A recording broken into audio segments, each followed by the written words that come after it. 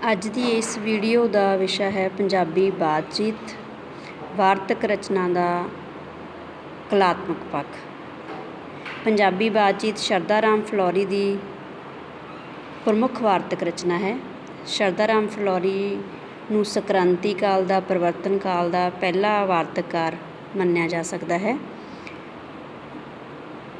ਸ਼ਰਧਾ ਰਾਮ ਫਿਲੌਰੀ ਨੇ ਪੰਜਾਬੀ ਸਾਹਿਤ ਨੂੰ ਸਿੱਖ ਰਾਜ ਦੀ ਮਿੱਥਿਆ ਅਤੇ ਪੰਜਾਬੀ ਬਾਤਚੀਤ ਦੋ ਕਿਤਾਬਾਂ ਜਿਹੜੀਆਂ ਹੈਗੀਆਂ ਉਹ ਪੰਜਾਬੀ ਸਾਹਿਤ ਦੀ ਝੋਲੀ ਵਿੱਚ ਪਾਈਆਂ ਨੇਗੀਆਂ। ਪੰਜਾਬੀ ਬਾਤਚੀਤ ਇੱਕ ਮੀਲ ਪੱਥਰ ਹੈ ਮੱਧਕਾਲੀ ਅਤੇ ਆਧੁਨਿਕ ਵਾਰਤਕ ਦੇ ਵਿੱਚ। ਪਹਿਲੀ ਵਾਰਤਕ ਰਚਨਾ ਹੋਣ ਦਾ ਮਾਣ ਜਿਹੜਾ ਹੈਗਾ ਉਹ ਪੰਜਾਬੀ ਬਾਤਚੀਤ ਨੂੰ ਮਿਲਿਆ ਹੋਇਆ।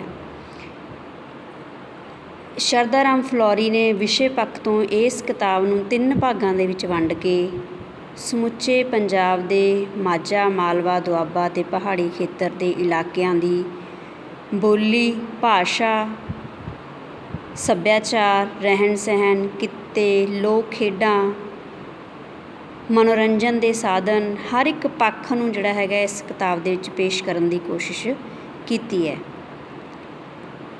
ਇਹ ਕਿਤਾਬ ਇੱਕ ਪੰਜਾਬੀ ਸੱਭਿਆਚਾਰ ਦਾ ਜਿਉਂਦੀ ਜਾਗਦੀ ਤਸਵੀਰ ਜਿਹੜੀ ਸਾਡੇ ਸਾਹਮਣੇ ਪੇਸ਼ ਕਰ ਦਿੰਦੀ ਹੈ।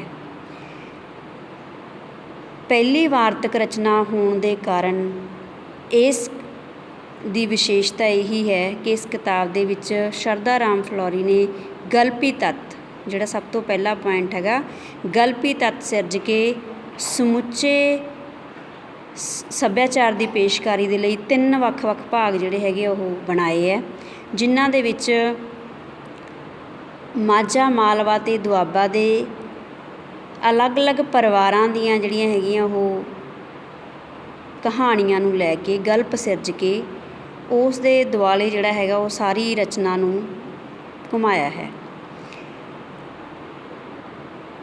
ਸ਼ਰਧਾ ਰਾਮ ਫਿਲੌਰੀ ਮੂਲ ਰੂਪ ਵਿੱਚ ਫਿਲੌਰ ਦਾ ਰਹਿਣ ਵਾਲਾ ਹੈ, ਤਾਂ ਉਸ ਦੀ ਜਿਹੜੀ ਭਾਸ਼ਾ ਦੇ ਉੱਪਰ ਫਿਲੌਰੀ ਜਿਹੜੀ ਹੈਗੀ ਹੈ ਮਾਝੀ ਦੁਆਬੀ ਭਾਸ਼ਾ ਦਾ ਜਿਹੜਾ ਹੈਗਾ ਪ੍ਰਭਾਵ ਦੇਖਿਆ ਜਾ ਸਕਦਾ ਹੈ। ਪਹਿਲਾ ਸਾਡੇ ਕੋਲ ਹੈ ਤੱਤ ਕਿ ਨਾਟਕੀ ਮੌਕਾ ਮੇਲ, ਕਿਵੇਂ ਉਹ ਇਸ ਰਚਨਾ ਦੇ ਵਿੱਚ ਨਾਟਕੀ ਮੌਕਾ ਮੇਲ ਪੇਸ਼ ਕਰਦਾ ਹੈ, ਪੈਦਾ ਕਰਦਾ ਹੈ ਅਤੇ ਆਪਣੇ ਇਸ ਜੋ ਉਸਨੇ ਜਾਣਕਾਰੀ ਦੇਣੀ ਹੈ ਉਸਨੂੰ ਅੱਗੇ ਤੋਰਦਾ ਹੈ।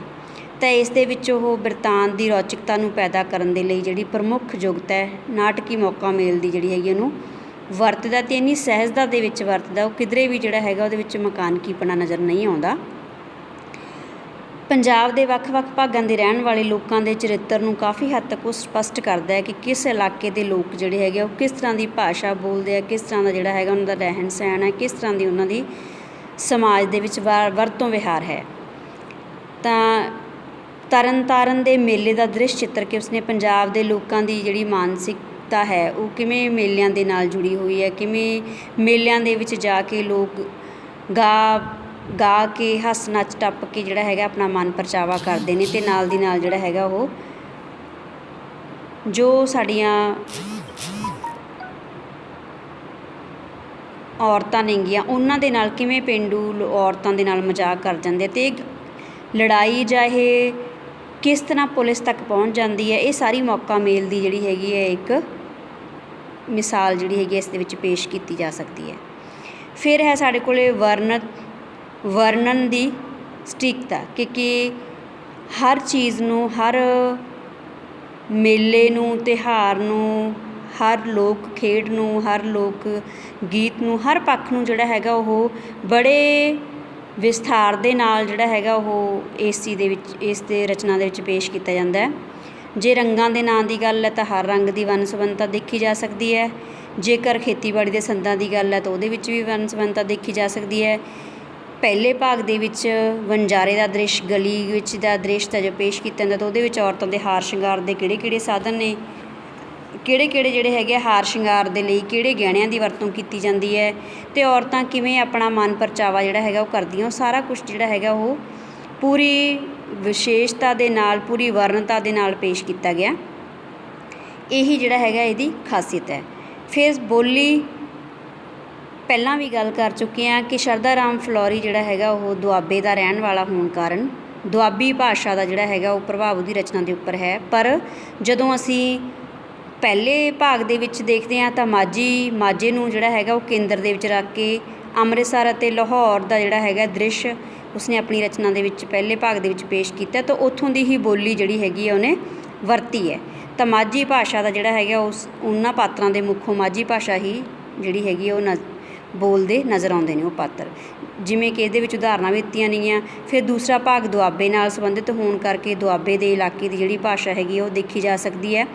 ਤੀਸਰੇ ਭਾਗ ਦੇ ਵਿੱਚ ਮਲਵਈ ਭਾਸ਼ਾ ਦਾ ਮਲਵਈ ਖਿੱਤੇ ਦਾ ਜਿਹੜਾ ਹੈਗਾ ਉਹ ਪੇਸ਼ਕਾਰੀ ਹੋਣ ਦੇ ਕਾਰਨ ਮਲਵਈ ਭਾਸ਼ਾ ਦਾ ਜਿਹੜਾ ਹੈਗਾ ਉਹ ਪ੍ਰਭਾਵ ਦੇਖਿਆ ਜਾ ਸਕਦਾ। ਮਲਵਈ ਸ਼ਬਦਾਵਲੀ ਉਹਦੇ ਵਿੱਚ ਸ਼ਾਮਿਲ ਕੀਤੀ ਗਈ ਹੈ। ਤਾਂ ਜਦੋਂ ਕਾਂਗੜੇ ਦੀ ਪਹਾੜੀ ਇਲਾਕੇ ਦੀ ਗੱਲ ਕਰਦਾ ਤਾਂ ਕਾਂਗੜੀ ਉਪਭਾਸ਼ਾ ਦਾ ਜਿਹੜਾ ਹੈਗਾ ਉਹ ਵੀ ਵਿਸ਼ੇਸ਼ ਤੌਰ 'ਤੇ ਵਰਤੋਂ ਉਸਨੇ ਕੀਤੀ ਹੈ। ਤਾਂ ਕਹਿਣ ਇਸ ਤੋਂ ਭਾਵ ਇਹ ਹੈ ਕਿ ਸ਼ਰਧਾ ਰਾਮ ਫਲੋਰੀ ਨੂੰ ਪੰਜਾਬ ਦੀਆਂ ਸਾਰੀਆਂ ਉਪ ਬੋਲੀਆਂ ਬਾਰੇ ਵਿਸ਼ੇਸ਼ ਜਾਣਕਾਰੀ ਸੀ ਅਤੇ ਉਸਨੇ ਆਪਣੀ ਰਚਨਾ ਦੇ ਵਿੱਚ ਹਰ ਜਿਸ ਖਿੱਤੇ ਦਾ ਪਾਤਰ ਸਿਰਜਿਆ ਉਸ ਖਿੱਤੇ ਦੀ ਹੀ ਭਾਸ਼ਾ ਉਸਦੇ ਮੁੱਖੋਂ ਉਸਨੇ ਅਖਵਾਈ ਹੈ। ਇਹ ਉਸਦੀ ਮਹਾਰਤ ਹੈ ਕਿ ਉਸਦੇ ਪਾਤਰ ਜਿਹੜੇ ਹੈਗੇ ਆ ਉਹ ਉਸੇ ਇਲਾਕੇ ਦੀ ਭਾਸ਼ਾ ਬੋਲ ਰਹੇ ਆ ਜਿਸ ਇਲਾਕੇ ਦੇ ਵਿੱਚ ਉਹ ਵਿਚਰ ਰਹੇ ਆ।